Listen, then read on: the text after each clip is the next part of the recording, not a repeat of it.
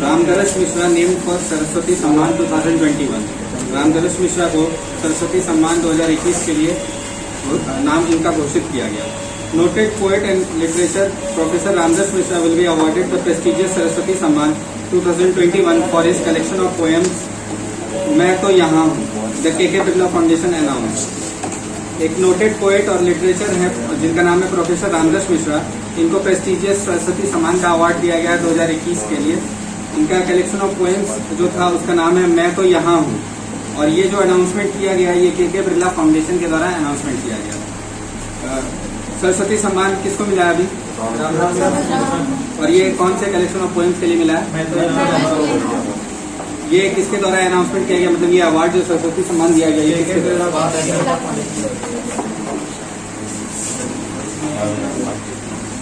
International day of reflection on the 1994 genocide in Rwanda. International day of reflection 1994 का genocide जो था वो Rwanda में मनाया गया। International day of reflection on the 1994 genocide against the Tutsi in Rwanda is commemorated by UNESCO on April 7 every year. हर साल की तरह इस साल भी अप्रैल 7 को इंटरनेशनल डे ऑफ रिफ्लेक्शन जो कि 1994 का था genocide against the Tutsi in Rwanda, ये इस साल भी मनाया गया और ये 7 अप्रैल को मनाया गया। 2022 marks the 28th anniversary of the genocides against the Tutsi in Rwanda, one of the darkest chapters in human history. ये 2022 इस साल का जो है ये 28वां एनिवर्सरी है जेनोसाइड टुट्सी के अगेंस्ट में जो हुआ था। ये सबसे जो हिस्ट्री के पन्ने में देखा जाए तो ये सबसे ज्यादा डार्केस्ट हिस्ट्री माना जाता है और ये इंटरनेशनल डे ऑफ रिफ्लेक्शन मनाया गया। International day of reflection on 1994 genocide against Tutsi कहाँ मनाया गया है और ये कितने तारीख को मनाया गया? यूनेस्को का फॉर्मेशन 4 नवंबर 1946। यूनेस्को का हेडक्वार्टर्स है पेरिस, फ्रांस और यूनेस्को के डायरेक्टर जनरल है ऑड्रे एजोल। यूनेस्को का फॉर्मेशन कब हुआ था? हेडक्वार्टर कहाँ है? Director general. World Health day is a global health awareness day celebrated on 7 April every year. World Health day जो है एक ग्लोबल हेल्थ अवेयरनेस प्रोग्राम है और इसको सेलिब्रेट किया जाता है हर साल 7 अप्रैल को। World Health Organization will focus global attention on urgent actions needed to keep humans and the planet healthy and foster a movement to create societies focused on wellbeing. World Health Organization के द्वारा ये global जो कि जितने भी चीजों planet को healthy रखने के लिए जितना भी चीज किया जाएगा उसके बारे में बताया गया। वर्ल्ड हेल्थ डे कब मनाया जाता है? The theme for World Health Day 2022 is our planet our health. इस साल का थीम जो है वो आवर प्लैनेट आवर हेल्थ। इस साल का थीम क्या है World Health day?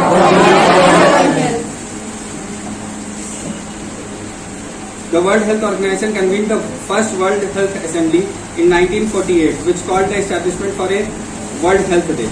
The first World Health Day was held on April 7, 1950.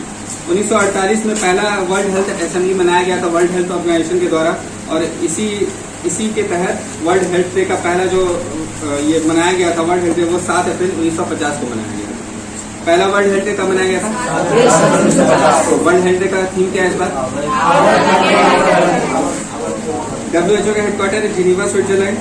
WHO का फाउंडेशन 7 अप्रैल 1948 हुआ है और WHO के डायरेक्टर जनरल है टेड्रोस एडहानोम। वर्ल्ड हेल्थ ऑर्गेनाइजेशन का हेडक्वार्टर कहाँ है?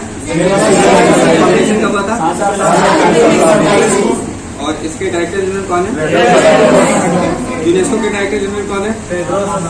यूनेस्को। और यूनेस्को का हेडक्वार्टर कहाँ है? WHO का headquarter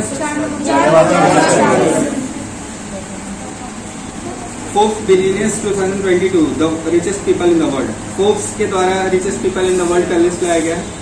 the Forbes billionaires 2022 list is out which compiles the list of the world's richest whose this time was hit by impact of the Russia-Ukraine conflict, coronavirus pandemic and sluggish market. Forbes billionaire 2022 का list आया है जिसमें कि जितने भी world के richest आदमी है उनका लिस्ट बनाया गया है। इस बार उन लोगों का जो कंडीशन है वो रशिया यूक्रेन वॉर की वजह से, कोरोना वायरस पेंडेमिक और स्लगिश मार्केट की वजह से इन लोगों का कंडीशन थोड़ा डगमगाया है। Elon Musk, the Tesla and SpaceX founder, topped Forbes list for the first time ever with a net worth of $219 billion।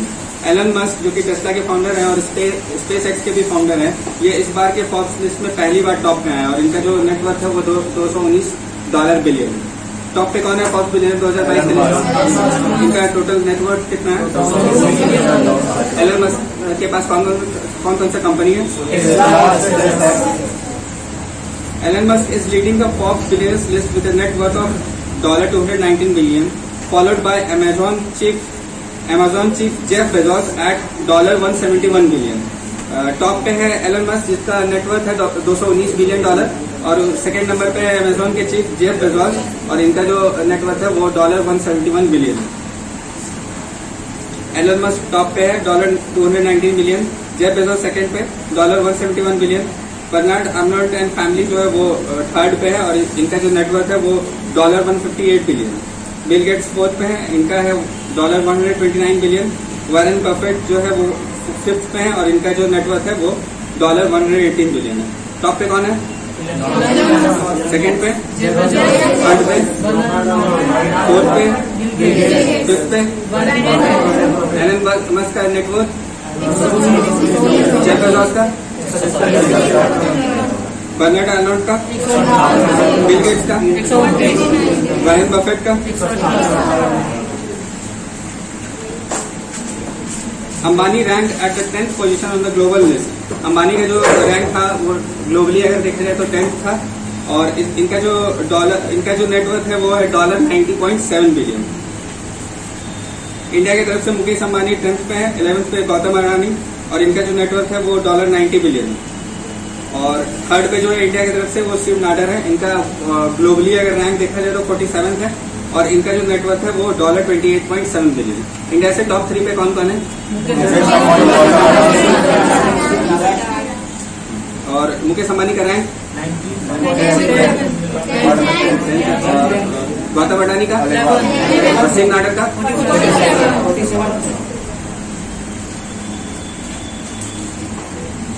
Government establishes a Semicon India advisory committee. Government के द्वारा एक semiconductor India advisory committee का announcement किया गया। The government announce the formation of Semicon India advisory committee which will include top government official, established academicians as well as industry and domain specialists। Government के द्वारा ये announce किया गया है कि एक सेमीकॉन इंडिया एडवाइजरी कमेटी बनाया जाएगा जिसमें जो मेंबर्स रहेंगे वो टॉप गवर्नमेंट ऑफिशियल्स के रहेंगे और जो एकेडमिक्स में टॉप पे हैं वो उसमें से रहेंगे। जो भी इस कमेटी के मेंबर रहेंगे इन्हीं दोनों से रहेंगे और भी कुछ मेंबर्स जो रहेंगे वो रहेंगे इंडस्ट्री और domain specialist. The Ministry of Electronics and IT Ashwini Vaishnaw will head the committee. ये जो कमेटी हेड किया जाएगा ये अश्विनी वैष्णव के द्वारा हेड किया जाएगा और ये Ministry of Electronics and IT है। और with Rajeev Chandrasekhar Ministry of Electronics and IT as vice chairperson. और राजीव चंद्रशेखर जो है जिनके पास मिनिस्ट्री ऑफ स्टेट है इलेक्ट्रॉनिक्स और IT का, वो वाइस चेयरपर्सन रहेंगे। एक कमेटी बनाया गया है गवर्नमेंट के द्वारा जिसका नाम है सेमीकॉन इंडिया एडवाइजरी कमेटी। इसके चेयरपर्सन कौन है? अश्विनी वैष्णव के पास कौन सा मिनिस्ट्री है? और मिनिस्ट्री ऑफ इलेक्ट्रॉनिक्स और IT भी। और इसके जो वाइस चेयरपर्सन रहेंगे उनका क्या नाम है? उनके पास कौन सा मिनिस्ट्री है? The Union Cabinet recently approved the Semicon India program, which will spend a total of 76,000 crore to strengthen the country's semiconductor and display manufacturing ecosystem। Union cabinet के द्वारा हाल में ही जब बजट लाया गया था उस वक्त अनाउंस किया गया था कि एक सेमीकंडक्टर प्रोग्राम लाया जाएगा जिसमें कि टोटल इन्वेस्टमेंट जो रहेगा गवर्नमेंट का वो 76,000 करोड़ रहेगा। NTPC and GGL have agreed to combine green hydrogen into piped natural gas। NTPC और गुजरात गैस लिमिटेड के द्वारा अनाउंसमेंट किया गया है कि ये दोनों मिलकर ग्रीन हाइड्रोजन को पाइप नेचुरल गैस में ट्रांसफर करेंगे।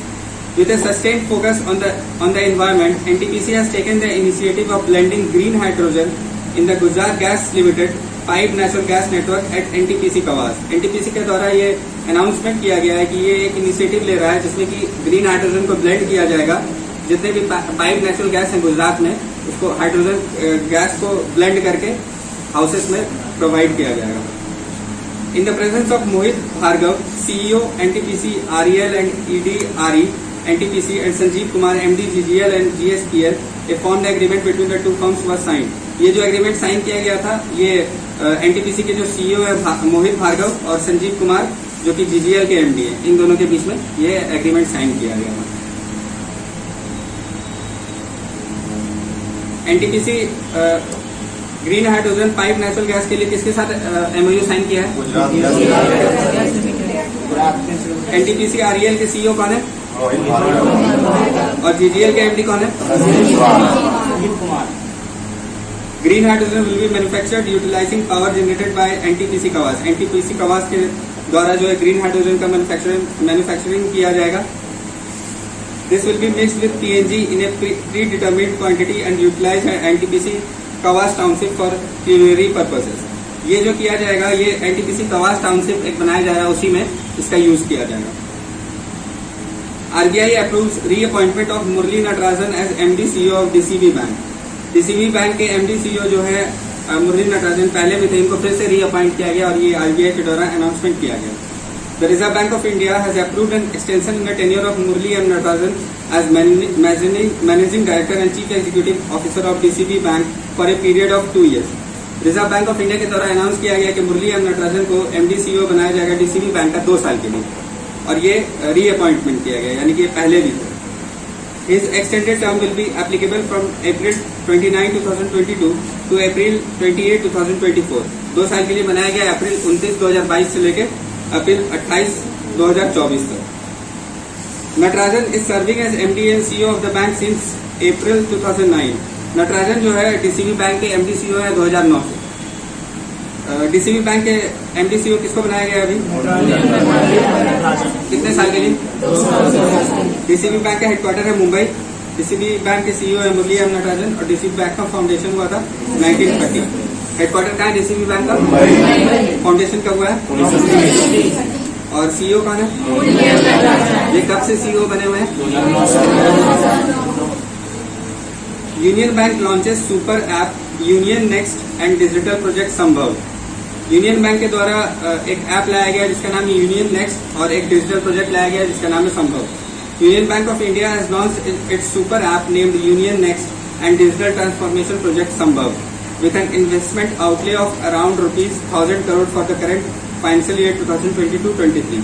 यूनियन बैंक के द्वारा एक ऐप का लॉन्च किया गया जिसका नाम था यूनियन नेक्स्ट और एक प्रोजेक्ट का भी लॉन्च किया गया जिसका नाम है संभव। और ये जो किया गया है ये दोनों का जो इन्वेस्टमेंट इसमें लगा है वो टोटल 1000 करोड़ है। यूनियन बैंक के द्वारा कौन सा ऐप लाया गया और कौन सा प्रोजेक्ट लाया गया? इन दोनों में कितना इन्वेस्टमेंट लगा है यूनियन बैंक? यूनियन बैंक का हेडक्वार्टर है मुंबई। यूनियन बैंक के एमडी सीईओ है राजकिरण राय जी और यूनियन बैंक का फाउंडेशन हुआ था 11 नवंबर 1919 मुंबई में। यूनियन बैंक का हेडक्वार्टर कहाँ है? इसके सीईओ कौन है? फाउंडेशन कब हुआ था? Jio BP and TVS motor to collaborate on EV solution. Jio BP और टीवीएस मोटर कोलैबोरेट कर रहा है ईवी सॉल्यूशंस के लिए। Jio BP and TVS motor company announced that they had agreed to explore the establishment of a comprehensive public EV charging infrastructure in India for electric 2-wheelers and 3-wheelers, building on Jio developing BP's network in this field। Jio BP और TVS motor company दोनों मिलकर announcement किया गया है कि ये एक public EV electric vehicle charging infrastructure लाएगा इंडिया में जो कि 2 व्हीलर को चार्ज करेगा और 3 व्हीलर को भी चार्ज करेगा। और ये जियो डेवलपिंग बीपी नेटवर्क के द्वारा लाया गया है। ईवी चार्जिंग इंफ्रास्ट्रक्चर इंडिया में आ रहा है, किसके द्वारा मिलकर लाया जा रहा है? और ये कौन कौन से व्हीकल को चार्ज करेगा?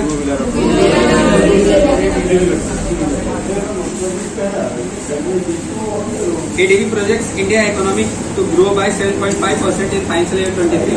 ADB के द्वारा इंडिया का जो GDP फोरकास्ट होने वाला है वो 7.5% रखा गया है फाइनेंशियल ईयर 2023 के। ADB का हेडक्वार्टर है मंडालियोंग फिलीपींस।